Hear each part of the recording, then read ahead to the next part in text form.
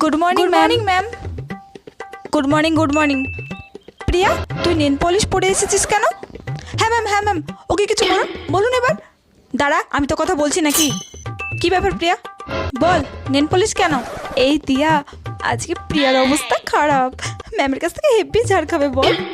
আসলে ম্যাম, আমার না দাদার বিয়ে ছিল, সেই কারণেই পড়েছিলাম। ও, দাদার বিয়ে ছিল? আচ্ছা ঠিক আছে, আজকে পড়ে এসেছিস, কালকে কিন্তু নেল পলিশ তুলে আসবি, ঠিক আছে? Okay ma'am. ম্যাম, এটা কিন্তু ঠিক হলো না।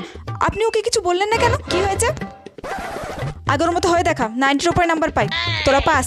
আগে পেয়ে দেখা, তারপরে কোনো কথা বলতে আসবি। বাবা, ভাবলাম কত না ঝাড় খাবে, এদিকে কিছুই বললো না ম্যাম। হ্যাঁ, যা বলেছিস।